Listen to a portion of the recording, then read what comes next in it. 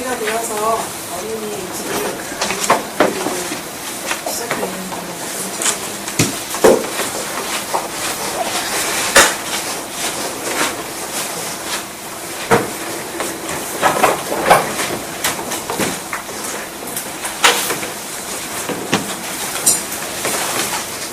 안녕하세요. 저는 서울대학교병원 장기식품서 성인외과 코디네이터입니다. 오늘 진행을 맡게 되었고요. 오늘 순서는 유인물을 보신 분들께서는 아시겠지만 간략하게 소아기 내과 부분을 담당 교수님께서 강의해주시고 이어서 외과 파트 이한준 교수님께서 강의해 주셨습니다. 그리고 강연사 선생님께서 또 궁금하신 사항들이 필요하실 수 있으실 것 같아서 나중에 합류하실 예정이시고요.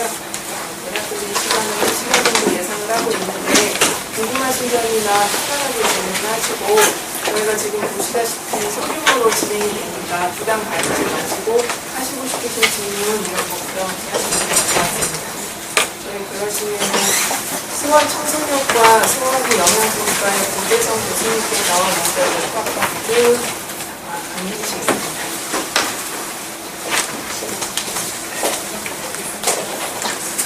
안녕하세요. 저는 수원청소년과에서 간이식하기 전에 간질환 제시하고 합니다. 오늘 시간 내서 찾아주시면 감사드립니다. 제가 오늘 말씀드린 내용은 먼저 어떤 때 우리가 간이식을 하게 되는지 간이식하는 질환 중에서도 가장 흔한 것은 반복할 때인데 그래서 예시로 하고 어느 때 간이식을 하는 정도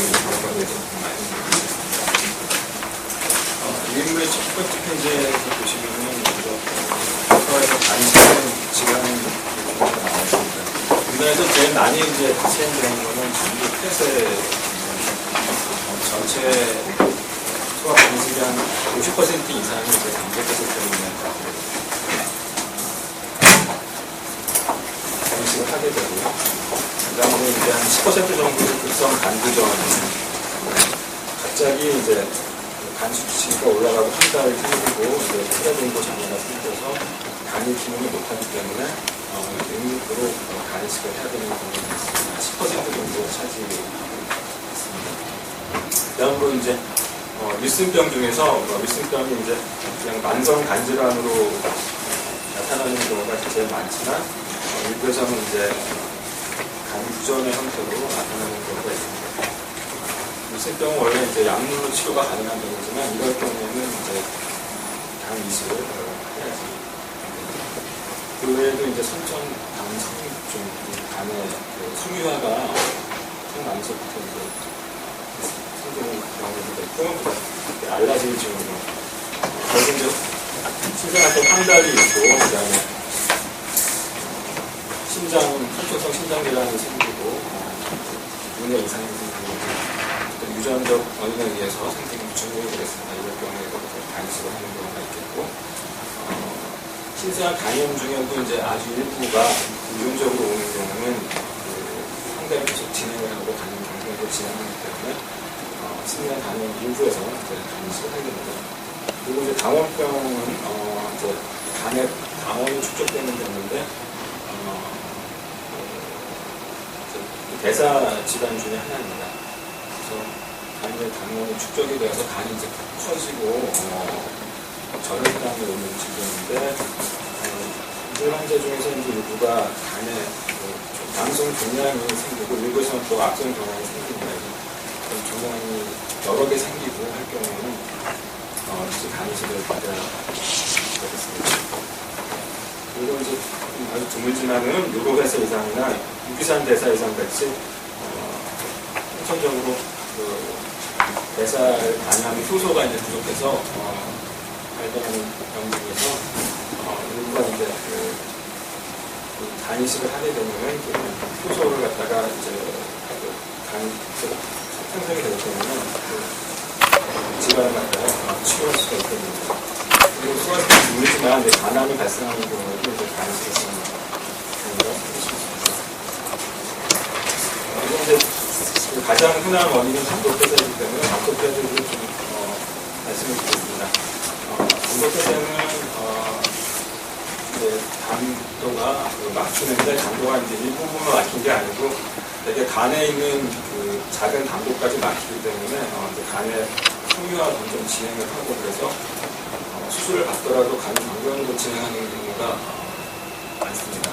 그래서 간이 이제 경변이 간이 딱딱해지고 하면은 간으로 이제 피가 못 가기 때문에 기장으로 이제 피가 가서 기장이 커지게 되고 그렇게 되면 이제 기장에서 혈액이 파괴가 되면서 저혈구, 백혈구, 혈소판이 감소하는 현상이 나타나게 됩니다.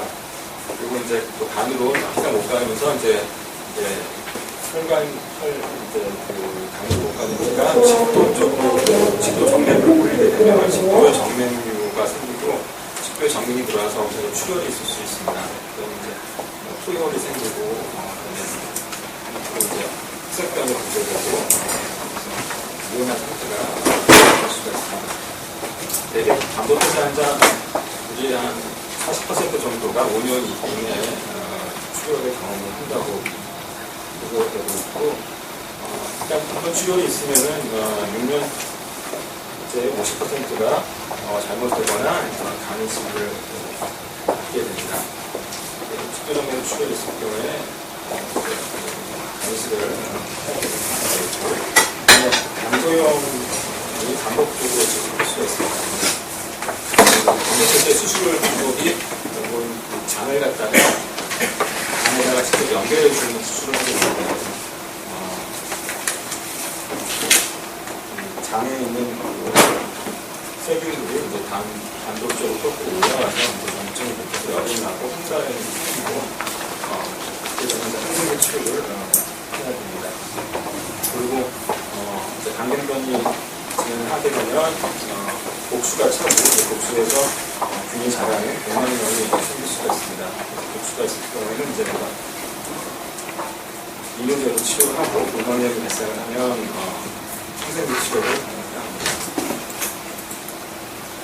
담도폐쇄의 예후를 잠깐만 드리겠습니다. 예후 결정하는 게 중요한 게 이제 수술을 갖다 이제 인식하는 게 중요하고요. 2개월 수술하는 경우가 좋다고 되어 있고, 제일 중요한 거는 카사이 수술을 한 후에 3개월 후에 한 가지 없어지는 경우가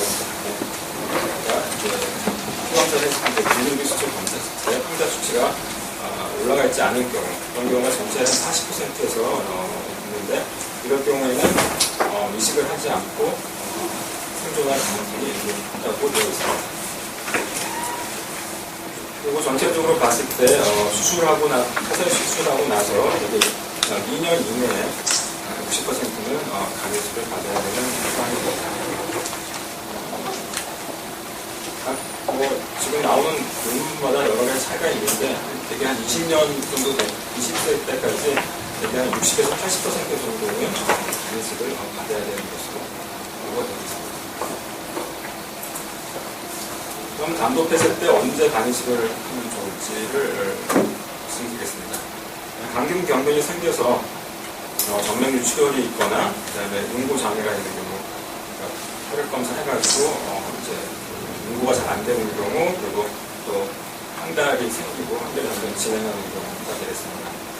또 담도염이 이제 반복적으로 재발하는 경우에도 이제 담도염으로 인해서 또 간이 손상이 오고 또 폐혈증 같은 게 생길 수가 있기 때문에 담도염이 재발하는 경우에도 간이식을 하는 것이 좋겠습니다. 또한 이제 간경변이 와서 성장 부진이 오고 영양실조가 있는 경우, 이런 경우에 간이식을 해야 합니다. 성장 부진이 있을 경우에는 이제 나중에 이제 간이식을 받은 다음에는 이런 것이 까다롭게 성장을 하다 보니 계속 좋아질 수가 있지만 이런 것이 안 좋을 경우에 또 성장 부진이 심할 경우에는 또 간이식에 영향을 주기 때문에 성장에 영향을 주기 때문에 그런 것이 있을 때는 간이식을 하는 게 좋겠습니다. 다른 것은 이제 이런 간 쪽뿐만 아니고 다른 장기에도 합병증이 오는 경우가 있습니다. 간폐중이라는 것은 이제 폐에서 산소를 갖다가 보완을 해야 되는데 이제 단경변이 있을 경우에 그 생소기관이 가지가 않아서 청색증이 오고 운동장애가 있는 경우가 있습니다. 이런 경우에는 또 간이식을 빨리 시행을 해야 합니다. 그리고 폐동맥 고혈압이 있는 경우가 있습니다. 폐동맥 고혈압은 이제 간에 간 문맥에 고혈압이 오게 왔을 때 폐동맥 고혈압을 같이 동반되는 경우가 있습니다. 이럴 경우에는 이제 호흡곤란이나 실신 등의 증상을 볼 수가 있고, 폐동맥 고혈압이 있으면 간이식을 했을 때 간이식 성적이 좋지 않기 때문에 이런 것이 생기기 전에 의식을 하는 게 좋고, 그래서 이제 제가 이제 이런 강행병이 오는 환자들은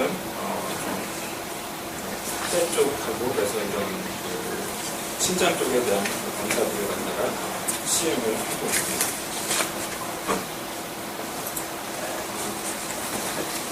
그리고 제가 말씀드릴 내용은 이제 여기까지인데 궁금하신 점이나 또 영양사가 있기 때문에 또 제가 영양에 대한 얘기는 안 했는데 또 영양 관련돼서 궁금하신 점이 있으면 질문을 해주십시오.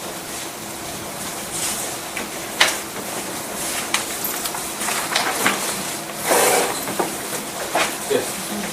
안태 중독이 있는 사람 같은 경우는 환각이 있나요? 환각이 뭐 있는 경우도 있고 없는 경우도 있습니다. 항상 물론 난독해서 있는 경우는 환각이 있는 경우가 많지만 다른 질환하는 경우는 이제 환각 없이 단경변이 있는 경우가 있기 때문에 그러면 강경변이 있다고 해서 꼭 환각이 있는 건 아니에요. 환각이 없어도 강경변이 있을 수 네.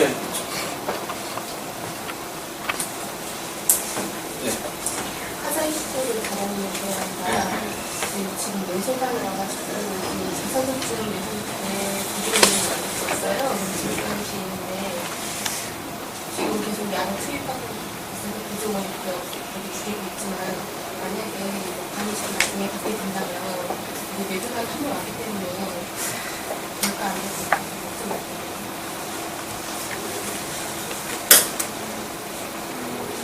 뇌분석이니까 어느 정도 손상이 오느냐가 좀 다를 것 같아요. 간이식을 하신 이남준 선생님 그걸 경험하셨죠? 저희가 그 애기 지금 상태에 대해서는 잘 모르기 때문에 어느 정도 치료를 받고 있고 어느 정도 손상이 되는지 잘 모르기 때문에 뇌 손상이나 아니면 꼭 이제 그런 손상뿐만이 아니고 발대로나 기술의 문제가 있다고 하더라도 간이식에 꼭 부정증이 되는 건 아닙니다.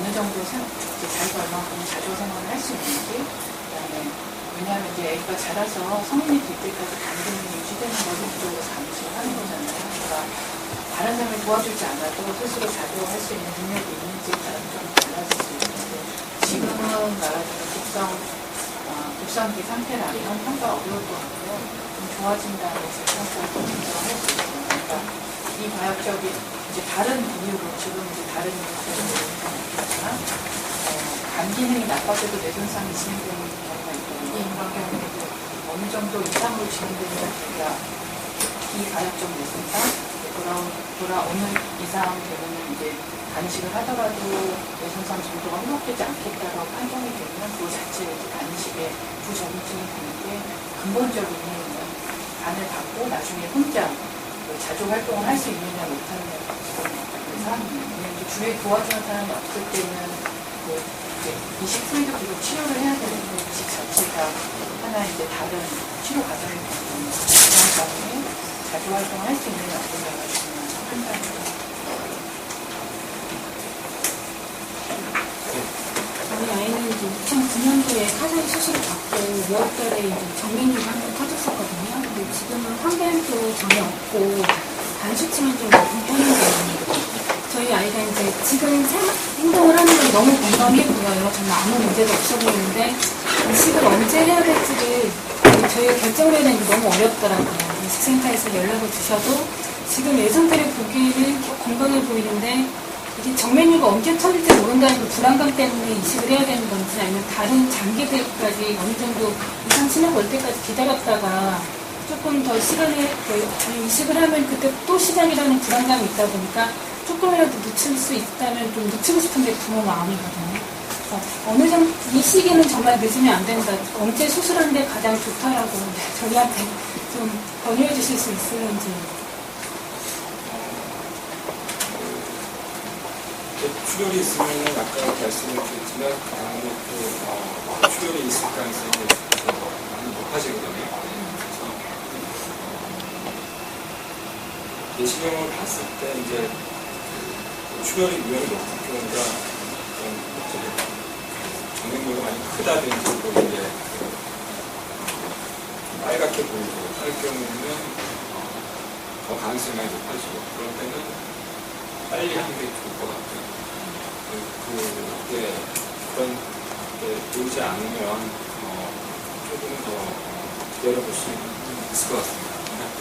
원칙적으로는 어떤 분노가 있고 하면은 결국 이식을 받아야 되는 상황이기 때문에 기회가 있으면 이식을 받아보고 다른 병원에서는 이제 뭐 얘기를 하는 거 보면 정맥류가 몇 기다 라고 얘기를 해주시더라고요. 근데 저는 그 서울대병원에서는 몇 기라는 안내를 못 받았어서 혹시 교수님께서도 안내를 해주시는데 몇 기라는 게 기준이 있는 건지 궁금합니다.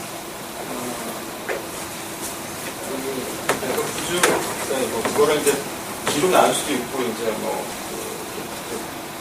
정맥류가 뽀글뽀글하고 정맥류 크기 그다음에 어디까지 올라가요. 그 나눈 방법이 좀 여러 가지가 있는데 몇 기라고 또 분류할 수 있습니다. 이런 거. 그러면은 지금 제가 그때 기억이 한 2기 정도 보시면 몇 기 정도가 위험한 거? 몇 기까지는? 3기로 가면 돼요. 근데 제가 아는 분 중에서는 정맥류가 있었는데 자라면서 그게 다 사라진 경우도 있다고 들었거든요. 네, 그러 있는데 네, 정맥류가 있으면 무조건 이식을 가야 되는 거예요. 아까 얘기했지만은 정맥류가 있으면 대부분에서는 이제 정맥류 출혈이 반복적으로 생기기 때문에 하는데 물론 시간이 지나면서 좋아지는 경우가 드물지만 있죠. 네. 그런 만약 내시경을 봤을 때 한 번 본 게 아니고 두 번째, 세 번 봐가지고 그런 크기가 줄어들고 한다면 그건 내려볼 수 있죠. 근데 그게 점점 굵어지고 크기가 커지고 색깔이 빨갛게 오고 하면 진행합니다. 정맥류를 조금 완화시킬 수 있는 방법은 뭐예요? 식이요법이라도? 식이요법은 따로 없고 그다음에 이제 약물로 이제 예방하는 것을 시도해 볼 수는 있는데 아직 소아에서는 이제 효과가 치료도 지금 증명되지 않고 시도해 약물로 이제 심장 공식을 좀 떨어뜨려가지고 제출을 좀 줄여볼 수 있는 방법이 있고 그다음에 정맥류가 이제 많이 크고 하면은 정맥류 같은 이제 눕는 방법이 있습니다.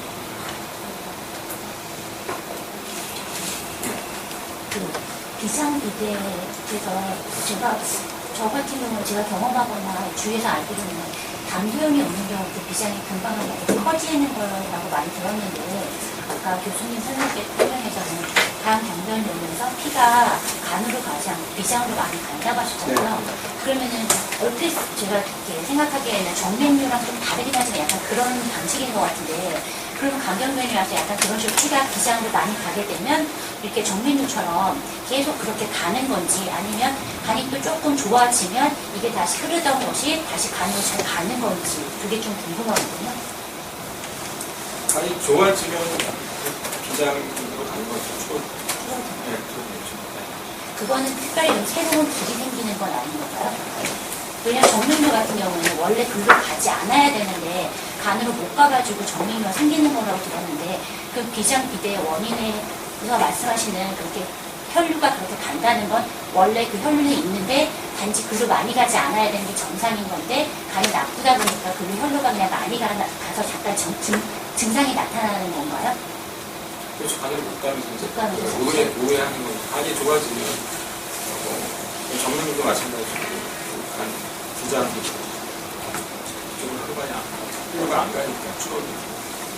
근데 카사이 수술을 해서 이제 그 계속 그 담두가 가는만 이제 소장을 보는 거잖아요. 소장을 이런 식으로 나가는 거지만 그러면 간이 이미 한번 손상이 되면 다시 회복하기 힘들어요. 그러니까 그 수술을 함으로써 아니면 이미 진행됐을 거 아니에요. 그러니까 카사이 수술 전에 상태였고요. 그랬을 경우에는 그러면 이제 간 손상이 이미 진행되는 나중에 이 카사이 수술을 해도 간절상 부분에서 좋아지지 않고. 그러니까 섬유화가 이제 됐을 때는 거기서 딱 이제 내장에 손상이 없으면 간이 좀 재생을 하고 하면 섬유화가 뭐 좋아지는 경우도 있긴 하거든요. 근데 감독회사 같은 경우는 이런 경우는 섬유화 자체가 점점 진행을 하는 거기 때문에 그렇게 되면 수술 받고 나서도 계속 섬유화가 진행을 하는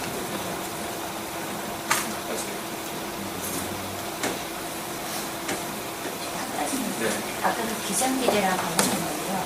그러니까 교수님께서 설명하실 때 비장이 비대해져서 비장에서 혈소판이며 백혈구나 이런 것들을 이렇게 자꾸 끌어들이기엔 그 수치가 떨어진다고 하셨는데 그렇다면 간이랑 별개로 비장 사이즈만 좀 작아진다면 그거를 막을 수 있는 건가요? 왜냐하면 제가 아는 분 중에는 그런 간 쪽에 문제는 없었고 비장만이 문제여서 비장 색전수를 했다라는 말을 들었거든요. 그래서 한 만 3세 됐을 때 그걸 해가지고 지금은 한 유치원 다니고 있는데 지금은 다른 정상 아이들만큼 굉장히 건강한 경우를 봐서 그냥 비장만 단순히 그게 문제가 된다면 그런 방식으로 가능한 건지 아니면 또 이렇게 있는 건가요? 그러니까 이제 비장이면 문제가 있을 때 이렇게 간을 되는데 간이 안 좋은 경우는 그걸 하더라도 결국 간에서 2차적인 문제가 생기는 거거든요.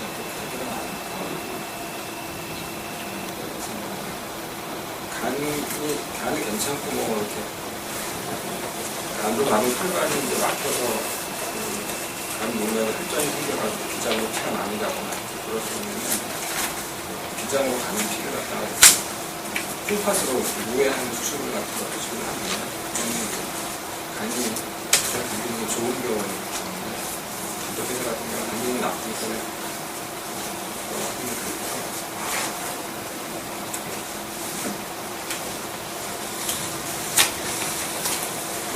지금 영양사 오셨는데 이제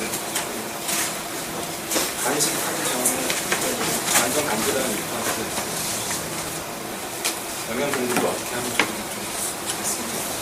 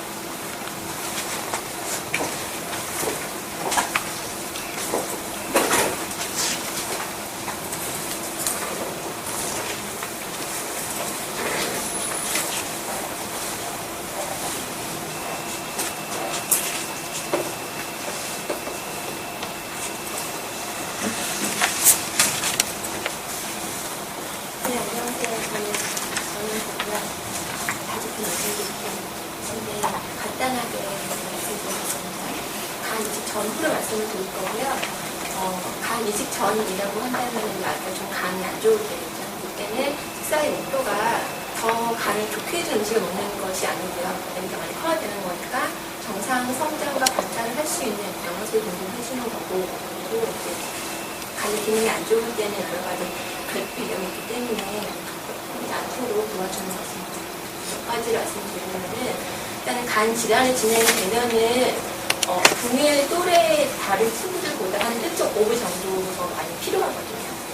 잘 먹는 거는 굉장히 중요합니다. 그런데 이제 많이 필요한 거에 비해서 이제 아이가 뺄 수 있는 기능은 저하되어 있다는 게 문제일 수 있어서 이제 우리 진료 보실 때 추가로 드시는 비타민 같은 게 있을 거거든요. 꼭 배워보시면 되는 거고요. 두 번째는 주로 그 소화에서 간이술을 하게 되는 적응증 중에 많은 게 담즙폐쇄인데 이때는 우리가 담즙 경체 때문에 MCT 분유를 보내드리거든요. 근데 이제 어머니들께서는 MCT 분유를 먹으면 살이 안 찐다라고 알고 계시는 것 같아요. 근데 그거는 아니고요.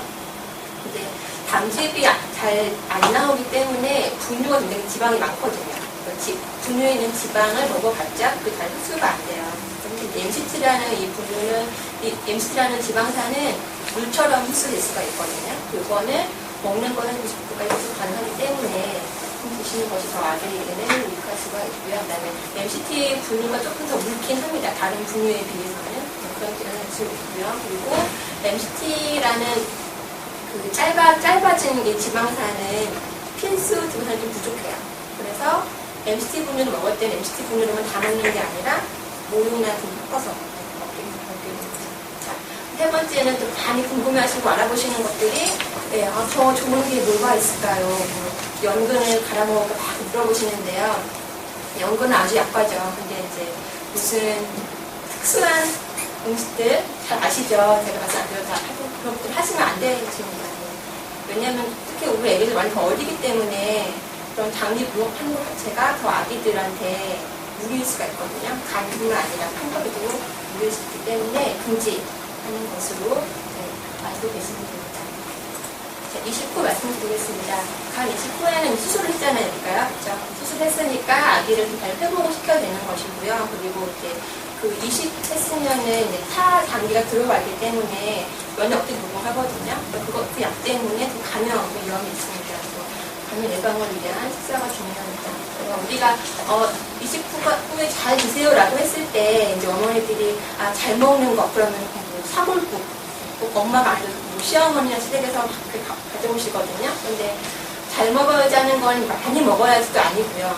보양식이라는 얘기도 아닙니다. 아기에게 그 또래 필요한 만큼을 줘야 하는 거기 때문에 너무 과잉과 섞여 없으시고요. 그 다음에 이제 감염 예방을 위해서는 이제 특히 그 3개월까지가 이제 조금 중요한 시기인데요. 그 시기엔 감염을 잡기 위해서는 굉장히 중요한 손씻기 굉장히 중요하고요. 그리고 음식과 물은 다 끓여 먹는 게 원칙이십니다. 생식하지 않으시는 거고요. 그리고 다 끓인 음식이라고 하더라도 상온에 방치하면 미생물 변색이 되겠죠. 그러니까 음식 다 끓이는 거라고 하더라도 상온에서는 2시간 이상 방치하지 않으셔야 되고요. 그 다음에 조리하실 때 칼 도마로 인한 고차 오염이 생길 수가 있거든요. 그래서 내가 음식을 익히기 전에 쓰는 칼 도마랑 아니면 그 익히면 쓰시는 칼 도마를 분류해서 쓰시는 것이 조금 더 위생 관리에 도움이 될 수가 있습니다. 간단하게 말씀을 드렸고요. 연은 상담도 가능하십니다. 그래서 예대 진료 보실 때 교수님께 말씀하시면 상담 가능하시니까 필요할 경우에는 예대를 하시면 되겠습니다. 질문 있으시면은 네, 말씀하세요. 너무 말씀하세요. 아니, 아까 설명하실 때, 얘는 알고 그냥 1.5배 정도는 필요하다고 하셨는데, 근데 또 그게 또 많이 먹는 건 아닌 거 아닌가요? 그러니까, 그러면 1.5배면, 근데 사실 고열량은 지방이 많은 건데, 그러니까 그게 좀 애매한데, 그러면, 그런 단백질 보충제라든가 이런 거를 먹는 게 도움이 되는 건지, 왜냐면, 영양분 자체는 1.5배 해야 되는데 먹는 양을 늘리는 게 아니라면 뭔가를 해야 되는 거 제가 아니에요? 먹는 양을 늘리지 말라고 했을까? 먹는 양을 많이 하지 말라고 말씀드린 간 20후에 그 보충용으로 하지 마시라는 말씀이었고요. 20 전에는 애기 잘 먹는 거는 중요하세요. 근데 애기가 상태가 이제 말기로 가면은 식욕이 더 좋지가 않거든요. 그러니까 그런 시기에는 볼륨을 늘릴 수가 없으니까 밀도를 올려줘야겠죠. 그래서 그때 어머니가 한처럼 일반 지방을 늘릴 수는 없으니까 그때 MCT 오밀 같은 걸 쓸 수도 있으시고 탄수화물을 더 늘릴 수 있습니다. 근데 제가 맞는지 모르겠는데 제가 듣기로는 이게 그러니까 탄수화물이 필요 이상으로 남았을 때는 이게 간에 축적이 된다고 들었던 것 같은데 그럼 탄수화물 그러니까 이게 지방이랑 그러니까 탄수화물과 지방과 단백질의 비율이 굉장히 좀 잘 맞게 들어가야 되는 게 아니라 그래서 사실 저는 되게 단백질에 대한 게 굉장히 궁금하거든요. 단백질 솔직히 그 두부 아니라면 이게 동물성 단백질이 많은데 사실 저희 아이들 같은 경우에 제가 경험을 해보면 고기 때 보면은 먹고 나면 정말 소화하는데 시간이 오래 걸리더라고요. 그래서 되게 제가 뭐 피디아슈어 같은 그런 거를 먹여야 하나 아니면은 단백질 뭐 어떤 가루 같은 게 있더라고요. 뭐 그런 거라도 제가 타서 먹여야 되나라는 사실 고민을 하는데 그럼 그런 거를 먹이는 것이 좋은 건지 왜냐면 먹는 양만 또 늘렸을 때는 또 굉장히 싸는 양이 많아지더라고요. 그럼 하루에도 막 어쩔 땐 5-6번도 막 싸고 하는데 그것도 굉장히 힘들 것 같다는 생각이 들거든요. 그래서 그렇게 이렇게 그런 보충제로 이렇게 먹는 거는 어떤 건지 궁금하고. 보충제도 가능하세요. 피디아슈어도 가능하시고요. 네, 괜찮아요. 아니, 단백질 파우더도 먹을 수 있는 단백질 파우더, 단백질 양이라고 하는 거는 거기 거기 들어간 양 정도의 수분량이나 열량이 필요하거든요. 과일들 경우는 그렇지 않기 때문에 파우더를 임의로 하시는 건 만족하지 않으시고요. 네. 우선은 상당히 필요해서 그 애기 지금 먹고 있는 양이나 애기 크는 거를 봐서 조절을 하는 게 필요할 수 있습니다.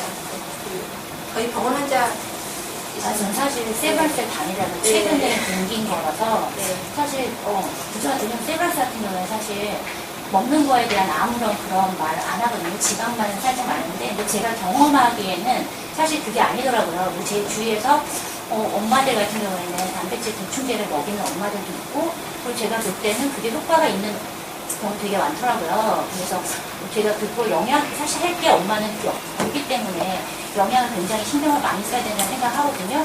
그리고 제 경험상으로는 계란 같은 경우는 콜레스테롤 때문이었는지 굉장히 문제가 있었는데 저는 그러니까 볶음 요리를 잘 하진 않지만 음식을 볶거나 때 어디 책에서 이제 포도씨유가 괜찮다 해서 저는 올리브유 대신에 포도씨유를 썼는데 근데 콜레스테롤을 이렇게 낮추는 데는 올리브유가 더 좋다고 하더라고요. 그러니까 감독부세 아이들 같은 경우에는 기름 같은 경우에도 어떤 것이 또 좋은지도 되게 궁금하거든요. 네. 당직 정체가 있을 때 좀 시간이 걸리는데요. 네. 그때 콜레스테롤 올라갈 수가 있는데요. 네. 그거는 질환에 의한 거기 때문에 그런 경우에는 따로 식사요법으로 콜레스테롤 저하시키기 위한 걸 하진 않습니다.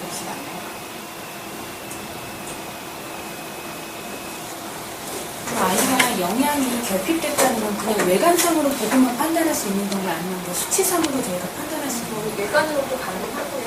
이제 또 피검사로도 가능합니다. 피검사에서는 저희가 어떤 항목을 주의깊게 봐야 되죠? 그러면 네. 그거는 고생하시면서 한번 내려볼 때 하실 것 같은데요. 그러니까 일단 성장 발달하는 게 중요하고 참 먹는 게 중요하죠. 그다음에 이제 뭐 단백질이나 알분이 좋지만 이게 좋지 이런 걸 보는데 잘 크고 있잖아요.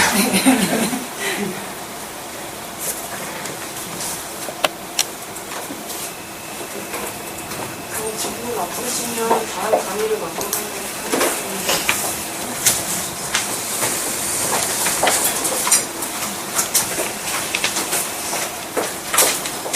혹시 지금 질문을 다 못하시는 경우에는 다음번 저희가 유인물 맨 뒤에 있는 장기식센터 홈페이지라든지 아니면 그 사이트 카페를 이용해서 질문 가능하시고요.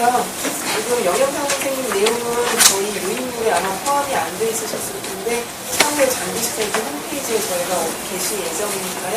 참조 부탁드리겠습니다. 다음은 임양초 교수님 모시겠습니다.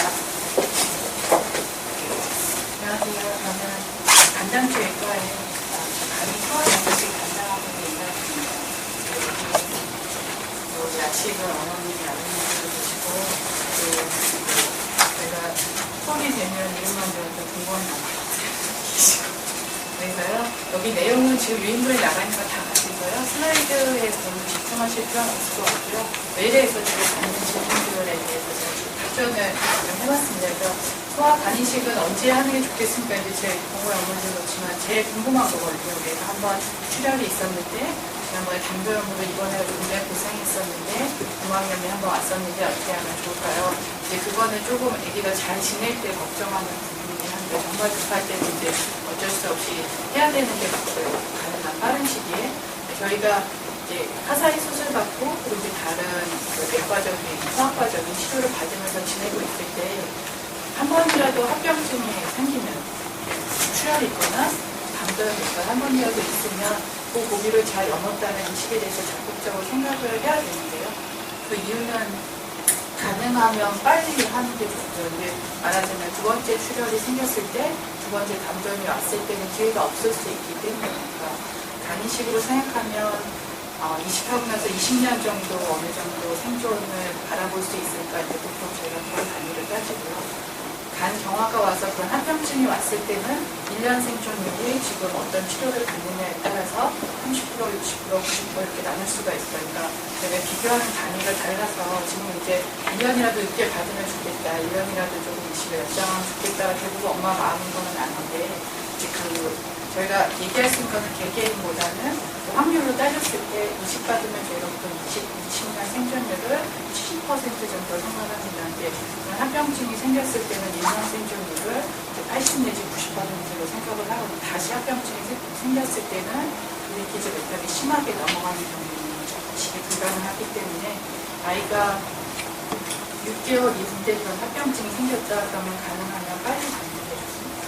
1년 연장할 수 있지만 20년 연장하고 개별 환자에 따라서 조금씩 다를 수 있고요. 두 번째로 그렇다면 이제 간이 나쁘면 저희가 이식 권유를 하지만 이식을 받을 수 없는 경우는 심장이나 폐에 같은 합병증이 있어서 그걸로 인해서 이식 후에 큰 합병증이 예상했을 때 그다음에 폐혈증이 있어요. 폐혈증은 이제 균이 잡히지 않는 합병증이 폐렴이 심하거나 공황염이 심하게 온 경우 아까 말씀드린 대로 이제 뇌 손상이 어느 정도냐 평가에 따라서 그다음에 다른 장기가 얼마큼 살아있느냐에 따라서 마찬가지인데요. 얘가 간이 나빠도 아까 말했듯이 손상 다른 장기 간만 나쁜 건 괜찮은데 다른 동반 기형이 있거나 손상 정도가 있으면 이식이 불가능하다고 판정 내리는 경우가 있습니다. 그리고 간이식의 종류는 여기 이제 아시는 분도 있겠지만 이제 뇌사자로 봤던 간이식이 우리 전체 어린이 간이식의 한 15%, 10% 정도나 이제 15% 정도 대부분은 뇌사간 공여자가 부족하기 때문에 특히 애들은 더 없죠. 어른은 이제 어느 정도 요즘 늘어나고 있지만 그래서 많이는 생체 공여자가 기증을 하는데 최근에 뇌사 기증자 공여법에 일부 개정돼서요. 어린애들한테도 어른 전에 일부 잘라서 수행하는 경우가 조금 더 규정이 좀 완화가 됐어요. 그래서 등록하면 예전이랑 달라서 3개월, 혈액형이니까 3개월에서 그리고 기계는 1년까지 기다리면 뇌사 공여자로부터 간을 받을 수 있는 기회가 있는 경우가 있어서 한 번이라도 합병증이 있다면 미리 등록해 오는데 손해볼 건 없는 거예요. 그리고 이식 자체에 대해서는 이식하는데 수술이 얼마나 걸리고 술시간이 얼마나 걸리냐 이런 거는 저희가 평균은 들어가면 8시간 정도. 혹시 여기 이식 전 생체 간이식 공여자에 대해서 궁금하시는 사항이 있으신가요? 지금 교육을 하고 있는데 엄마랑 아빠가 없으신 상태면 이 유인물을 보시면 됩니다. 그럼 이제 우리 여기 이식 받은 친구들도 있어서 이식 후에 초기 회복에 대해서 간단히 말씀드리면요.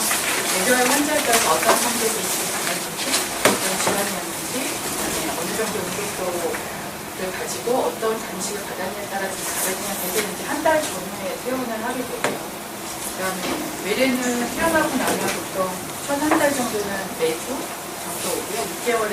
6개월 정도까지는 한 달에 한 번, 2, 3주에 한 번, 아니면 한 달에 한 번, 그 다음에 그 이후에 이제 2, 3개월을 다니다가 애들이 학년기가 돼서 다른 문제가 없게 학교를 다니면 방학에 한 번씩 옵니다. 그리고 외래는 언제까지 다녀야 외래는 평생 다녀야 됩니다. 아직까지는 지금 현대의학의 한계인데요.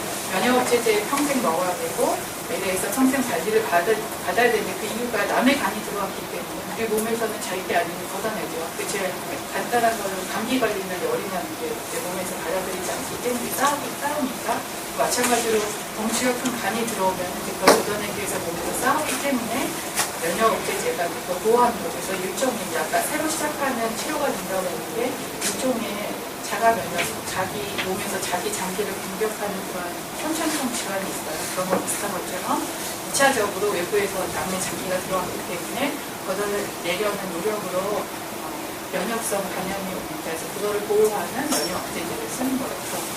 아직까지는 면역업체제를 끊으려고 몇 번 시도하는 여러 가지 노력들이 있었는데 아직 성공하는 케이스는 없어요. 성공했다고 발표된 내용은 한 100명 하면은 한 20명 정도 성공했을 때 성공했다는 발표를 낼 수가 있는데 그렇게 해서 나머지 80명 희생되는 그런 문제가 있어서 아직은 평생 면역체제를 넣고 평생 내외에 다녀야 되는데 단이라는 게 직접 아주 심한 황달이 생기기 전에는 직접 피를 뽑아서 검사하기 전에는 간 수치가 잠깐 오르고 이런 건 알기가 어려워요. 웬만큼 황달이 생기기 전에는 잘 의사들이 봐도 잘 모르는 경우가 있습니다. 그런 경우가 있기 때문에 회원은 30일 정도, 외래 다니는 정도 평생적이고 처음에는 한 달, 매주 한 달 이렇게 다니다 방학 때는 다닐 수 있는 시기가 올 수 있고요. 외래는 평생, 그 다음에 29일에 애들이 보통 다시 학교 나가는 거 혹은 유치원 기간인지 아니면 뭐 활동하는 정도를 결정하는 거는 되게 면역체제가 간 기능이 돌아오고 몸이 좀 좋아지는 상태로 한 3개월 정도 되고요. 면역체제가 많이 줄어드는 게 3개월, 6개월 정도 되고 그 사이에는 뭐 격렬한 운동이나 다시 이런 심한 걸 하는 거 어려서 애들이 학교 다니는 정도는 할 수가 있고 대신에 학교 나가면 좀 조심해야 돼요. 돌림병의 문제가 있습니다.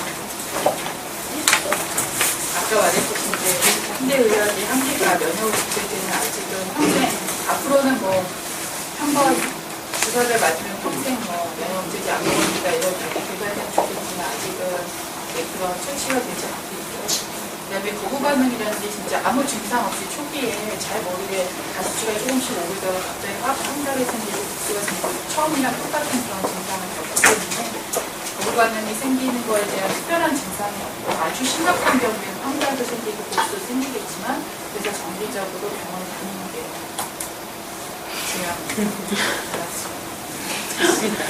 열이 나면 그러면 집에서 뭐 애들이 열나고 감기 걸리고 다발상인데 설사하고 장냐고 다발상인데 그러면 해열제 먹어도 되나요? 해열제 먹어도 되죠. 이제 어느 정도 시간 지나면 이제 다른 애들이랑 비슷한 정도의 일반 감기도 걸리고 장염도 걸리고 뭐 다치기도 하고 해열제 먹을 수 있는가가 이제 걱정인데 대부분 애들이 고열이 났을 때 해열제를 빨리 먹이면 경기할까봐 그런 거거든요. 근데 고열이 계속 지속이 해열제를 바로 떨어지지 않거나 얘가 처지거나 문제가 있으면 병원에 가야 됩니다. 이제 다른 애들이랑 다르게 생길 수 있는 감염성 합병증이나 면역 관련 합병증이 있을 수 있기 때문에 병원에 빨리 오는 게 중요해요. 한 번 먹고 잘 떨어져요. 컨디션이 괜찮다 그러면은 그냥 해열제 먹고 외래로 오시죠. 무급치료는 고생하잖아요.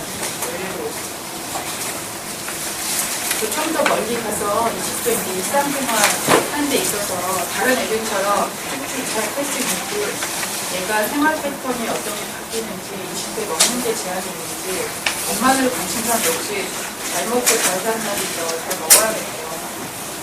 그리고 운동을 해도 되는지 그냥 집에서 뭐 애완동물이나 식물 같은 걸 키울 수 있는지 이런 거 많이 물어보고요.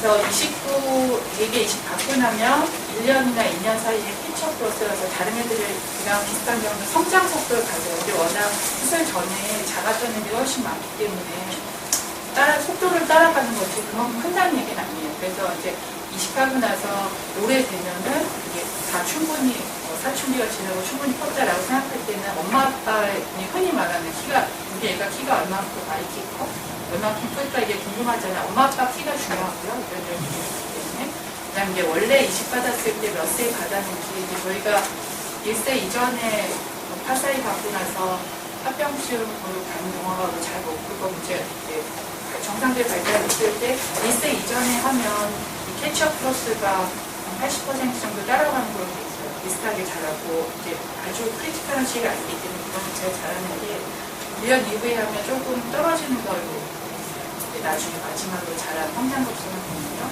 그리고 원래 기저질환이 여러 가지가 있거나 아니면 기저질환 자체, 담이 어떤 거에 따라서 합병질환이 뭐가 있었냐에 따라서 대부분 25% 정도는 보통 뭐 자기 손에 키 정도 자라고요. 나머지 75%는 조금 작은 상태지만 3% 이상한 성장 촉진제라든지 이런 거 도움이 되는 아주 작은 애들만 되기 때문에 보통은 25%에서 50% 정도에서 먹는데요. 초등학교 딱 들어가면 반에서 앞에 그래도 밑에 꼭 작은 애들이 있더라고요. 앞에서 두세 번째, 중간 정도가 키가 잘 커가지고 쭉쭉 자라는 애들은 전체 4분의 그 대신에 몸무게는 정상으로 돌아가는 애들이 많아서요. 아까 말했죠. 이식후에 너무 많이 먹는 건 사실 문제거든요. 이식 전에 잘 못 먹었기 때문에 이식후에 잘 먹는 거가 오히려 나중에 조금 문제예요. 왜냐면 키는 50%인데 몸무게는 쫙 100%로 올라가거든요. 그래서 비만이 30% 정도 한다고 생각합니다. 나중에 비만이 좀 문제가 되는 나중에.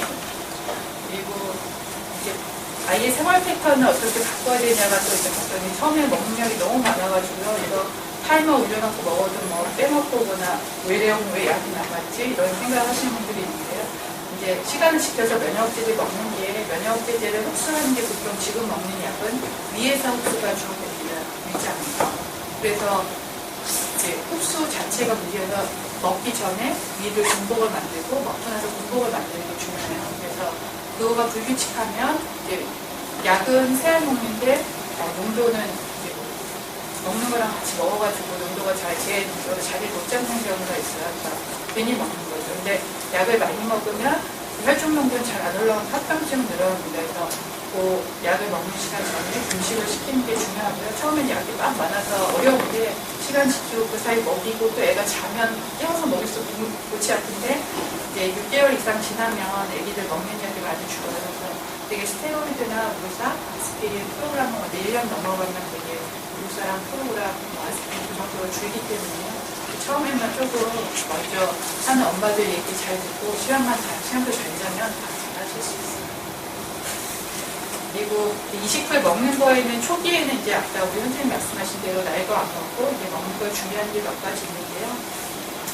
되게 간단한 김치나 과일 정도 먹는 건 3개월 정도 지나면 면역제가 많이 줄어서 먹을 수 있고 6개월 이후에도 조금 이제 자유로워져서 애들이 먹는 것 중에 굳이 달릴 건 없고요. 제가 면역제제가 자몽이랑 또 이렇게 흡수하는데 좀 연관이 있어요. 그래서 근데 애들이 자몽 먹을 때는 일부러 먹이지 않으면 거의 없기 때문에 자몽만 주의하면 자몽이 많이 들어가 있는 음료수가 파리스엑스나 소레이 같은 게 자몽 스포츠 음료가 있어요. 자몽이 들어가 그거는 그런 스포츠 음료 같은 거 먹을 때는 잘 보고 먹으면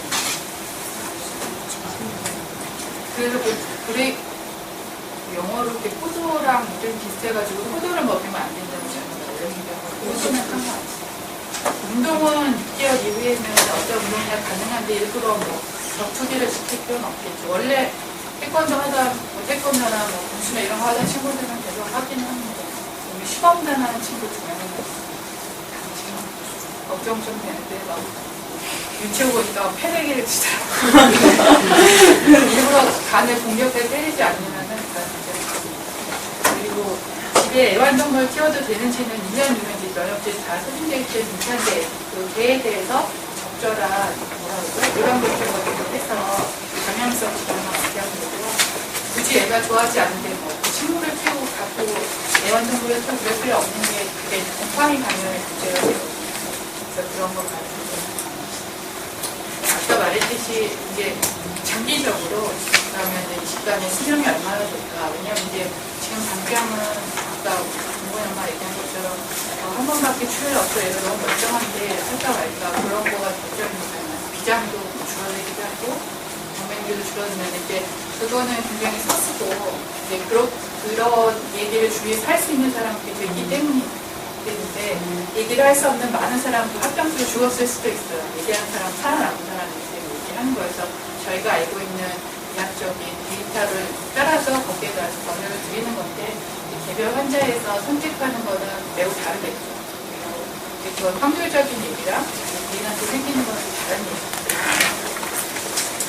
여러 환자에서 잘 성식하는 게 중요하고 담당 환자에 대해서 잘 아시는 담당 선생님과 상의하는 게 중요합니다. 그래서 보통 이식 받은 간의 수명은 100명 수술하면 20년 후에는 70명 정도 살아남아요. 여러 가지 합병증이나 아니면 이제 20년 정도 지나면 간이식 자체 합병증, 아직은 간이식에 대해서 성적이 20년까지밖에 안 나와 있어요. 우리나라에서 처음 간이식 성공한 게 88년이고 외국에서 처음 성공한 게 63년이기 때문에 많은 환자가 간이식의 어떤 합병증, 최근에 좀 더 성적이 좋아지고 있어요. 옛날 환자들 빼고 최근에 다른 환자들이 어떻게 사는지 알 수 있는 거 보통 한 20년, 30년 정도 데이터가 소규모하게 30년 나와 있고 100명 수술하면 70명 정도 남는데 이제 처음 초기에 1, 2년 사이 합병증이 많다고 주의했는데 괜찮은데 어른들이야 50세에 20년 사는 거겠죠. 근데 애들은 이제 그 이후에 한 살 때 받았는데 80년 살아야 될 거 아니에요. 또 엄마 아빠는 40년대 없을 수도 있죠.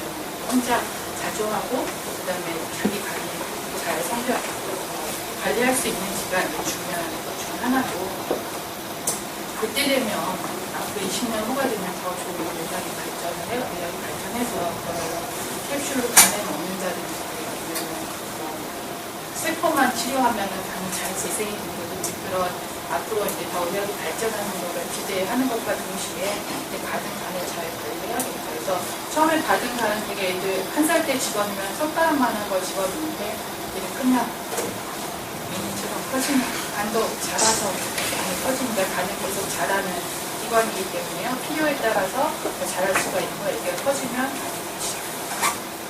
청소년이 되면 말을 안 듣는 게 문제죠. 이 미숙한 애들만 말 안 듣는 게 아니고 다 말 안 듣잖아요. 엄마들은 옛날에 안 그랬겠지만 그래서 약을 안 먹고 뺀질되는 게 제일 문제예요. 물론 아침에 먹는 거 할 수 있는데 저녁에는 자기 뭐 간식도 먹어야 배도 고프고 그래야 돼 학원도 가야 되는데 그런 게 문제죠. 그리고 또 하나 이제 정서적으로도 그렇고 몸도 사춘기가 되면 면역력이 좋아져가지고요. 어렸을 때 약 조금 먹고 잘 지내던 거랑 좀 달라질 수 있어요. 그런 레포트들이 아직은 충분하지 않은데 그럼에도 불구하고 청소년기에 되면 지속력이 툭 떨어져요. 왜냐하면 어렸을 때 받아서 15년쯤 쓴 간이기 때문에도 그렇고요. 말도 안 듣고 면역제제 필요 요구량이나 몸이 변화하는 것을 받아들이기가 복잡해지기 때문에 할 수 있습니다. 저희도 또 청소년기 정도 되면 한번 중간평가를 합니다. 10년쯤 됐을 때 10년에서 15년 정도 중간평가에서 지금 면역제제 맞는지 바꿔야 되는지 간이 잘 기능을 하는지 다른 문제는 없는지를 평가를 하게 되고 그럼 우리 애가 지금 이렇게 됐는데 결혼해서 아이를 낳고 기를 수 있나요? 지금 뭐 우리나라에서도 있었고요. 출산한 사람이 있었고 외국에서도 하다는 보고들이 계속 있었는데 다만 이제 면역제를 먹고 있는 상태에서 아기를 낳고 출산하는 문제이기 때문에요. 고위험군 환자로 분류가 돼서요. 간이식에 대한 관리가 가능한 병원의 산부인과 선생님과 그다음에 이식을 권장하는 선생님이랑 잘 상의하면 이제 간보다는 신장이식 하는 애들이 더 청소년 때 받기 때문에 더 많이 있거든요. 결혼 시기가 되는 친구들이 많이 있는데 출산할 수 있습니다. 외국에 이제 더 보고가 많아서 고위험 산모로 분류해서 아기가 좀 작게 태어나거나 엄마가 그 아기를 갖고 있는 병원에 뭐 임신성 당뇨나 고혈압 같은 게 많이 생긴 병원 돼 있는데 잘 관리하면 아이들 키우고 하는데 문제가 모르겠습니다. 궁금하십니까? 일단 남자친구가 생겨야 돼요.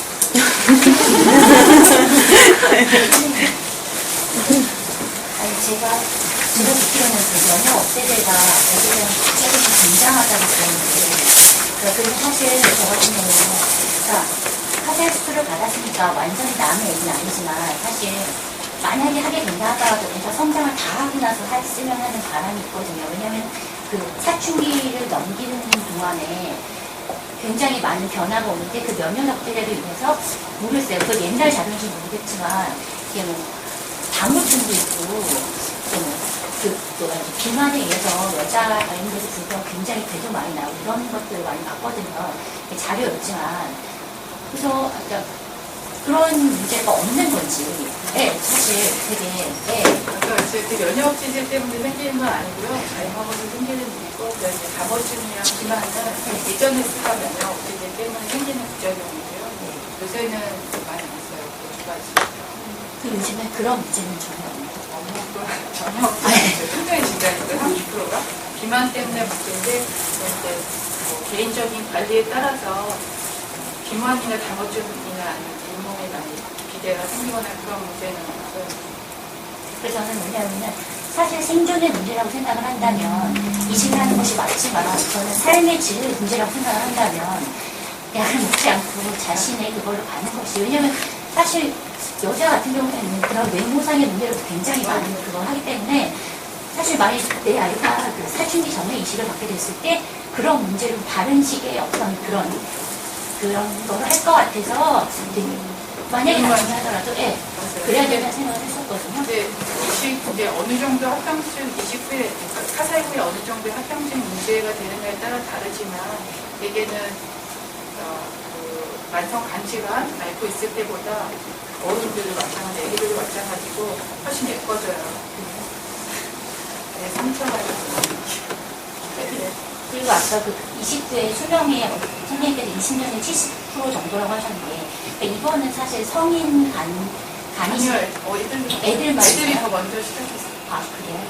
아 그럼 애들의 성적이 더 좋은 거예요? 네, 애들의 성적이 좀 더 좋아요.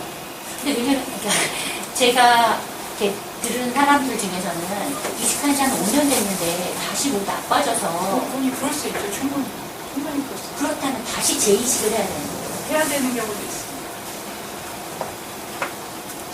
그거는 관리가 제일 중요해요. 관리가 중요하죠. 제가 오늘 집에 가다가 여기서 쉽게 뭐 하고 내일 일정도 다 잡아놨는데 집에 가다 죽을 수도 있어요. 차에 치여가지고. 근데 또 마찬가지예요. 그러니까 저희가 이제 드릴 수 있는 말씀은 어떤 사람은 이식 안 하고 화사를 받고 20년, 30년 잘 살아요. 그걸로 지금 뭐 성인이 되는 학교 다니는 친구들도 있고 잘 다니는 애들도 있고 그다음에 이식 받고 뭐 이식 후 직후에 진짜 출혈성 합병증을 죽는 애들도 있어요. 근데 저희가 이제 크게 놓고 봤을 때는 아무래도 이쪽보다 이쪽이 더 위험하다는 거죠.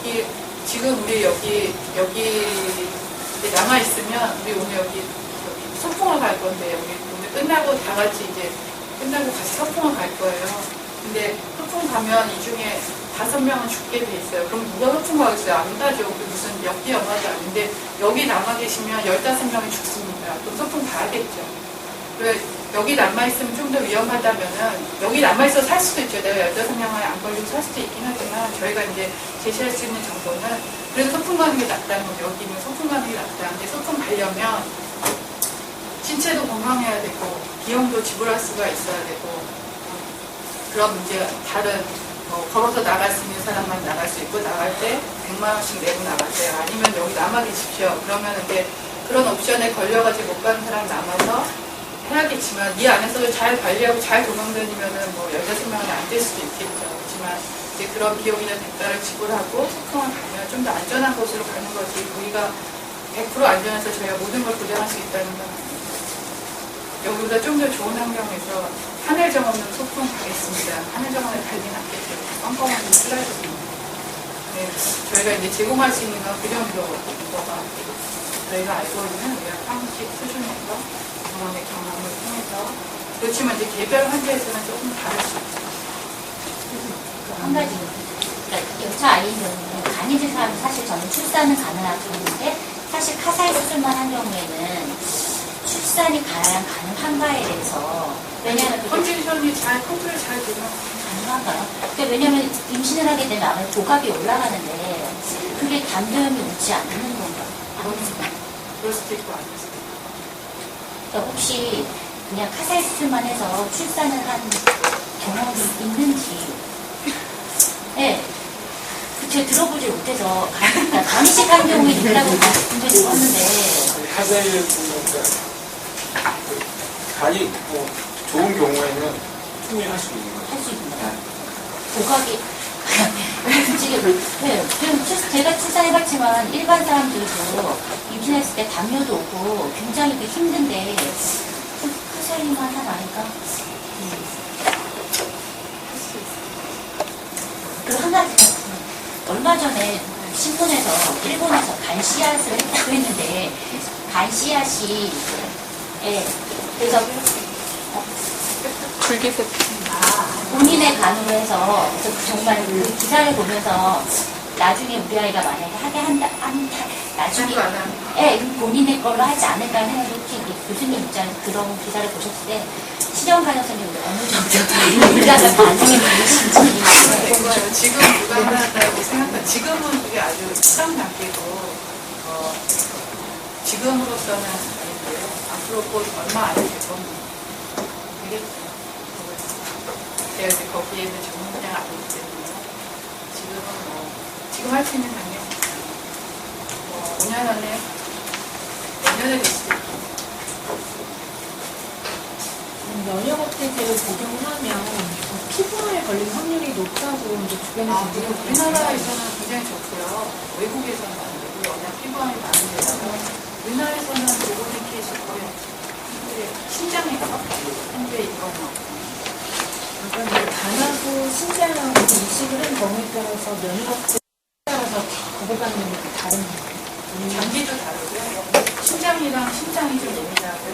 간은 약간 불안합니다. 그리고 면역제 양이 조금 작고 그리고 면역제 부작용이 신장 환자들보다 좀 작고 간신 동시에 이식하면 적게 쓸 수 있어요.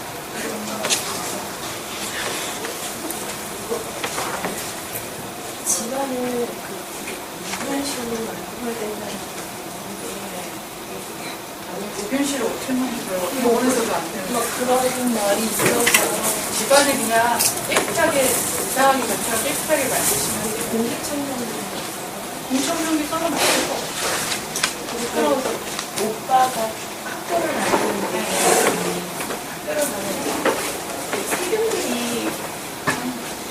손 깨끗하고 샤워하고 만져주고 일부러 못 만지게 할 것까지 괜찮습니다.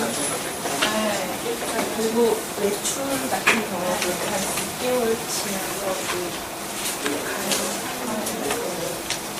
어차피 외래도 가면 일부러서 마스크를 하고 있는 거. 저희 아이 같은 경우는 한 이식하고 나서 투사 후에 일주일에 4번을 다녔어요. 그런 경우는 개인 자가용도 아니고 열차를 타고 와도 상관이 없는데 항상 마스크 잘 쓰고 일부러 누가 와서 들여다보지 않잖아요. 아기가 이제 5개월을 됐는데 지금 이유식을 해야 되는데 퇴원을 해서 해야 되는 건지 아니면 지금 중환자실이랑 해야겠네요. 일부러 지금 분유를 갈아서 이유식으로 갈아 먹일 필요 없는데요. 먹일 수 있으면 이유식은 사실 굉장히 깨끗한 음식이거든요. 먹여도 돼요. 그것도 일반적으로 엄마 큰애 그렇듯이. 물배실 만들어야 되는 거 병원다 분유실 안에. 그래서 애를 큰애를 전학을 시킬 것까지도 생각을 했거든요. 물을 많이 내주셔서 좀 편안하게요. 네. 분유실 안에 병원도 안에. 그러면 커팅 같은 먼지 나는 거는 다 먼지 나는 거는 없어요.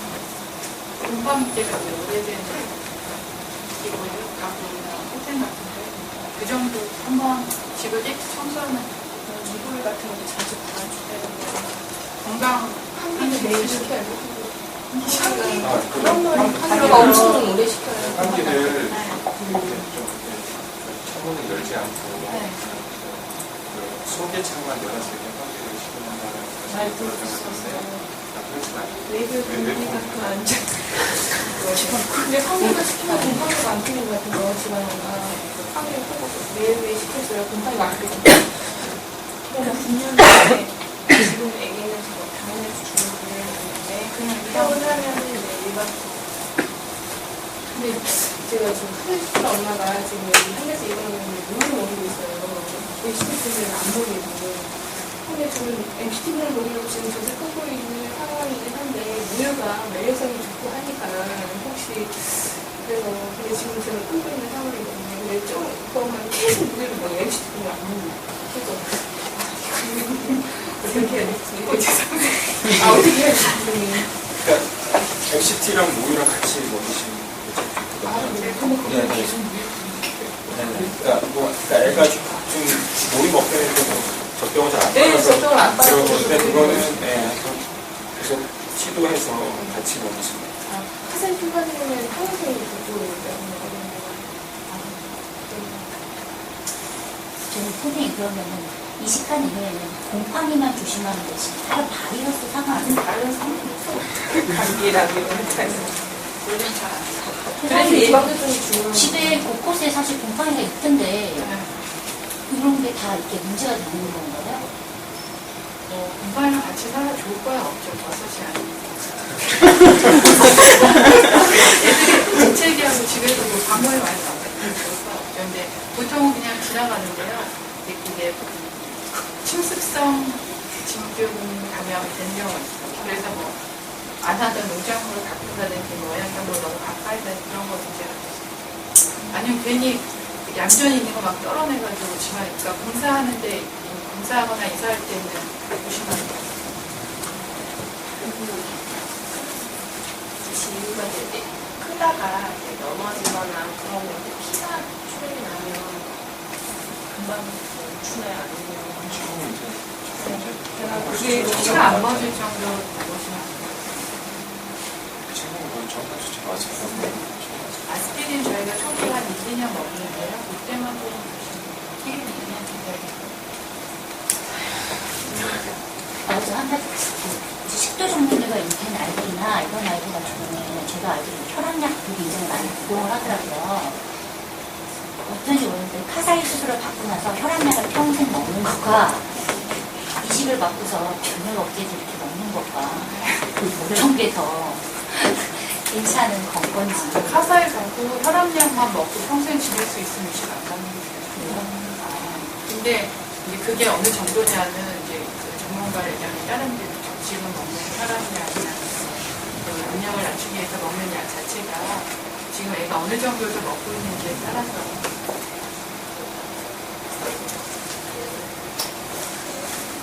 교수님, 한 가지만 여쭤보겠습니다. 예방 접종을 많이 했는데요. 치료가 좀 못 맞은 예방 접종 많이 있는데 혹시 어떻게 해야 될지.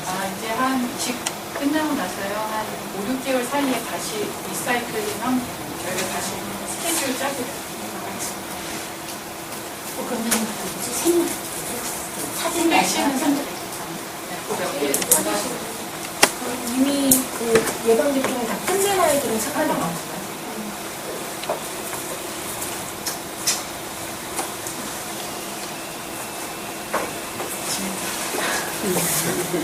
저희 강의는 이것으로 마치고 저희 해주신 내용 중에 그 어른하고도 많이 겹치시는 부분 이식 후에는 많으신 것 같아요. 뭐 집안 깨끗한 거, 뭐 음식 감염 안 되게 이렇게 먹고 저희가 매주 수요일에 성인 체험 교육을 하는데 약상 영양사 표준에서 회식와서 교육을 하니까요. 시간이 되시면 그것도 한번 와서 들으시는 것도 좋을 것 같아요. 이식 후에 일괄적으로 원래 다 하기는 하는데 사전에 궁금하신 분은 오셔도 좋을 것 같고요. 저희 유인물 맨 뒤에 있는 것처럼 장기센터 상담실 전화번호도 있으니까 거기 뒤에 강의실 담당 선생님 두 분께서 친절하게 전화 주시면 출강하실 거니까요.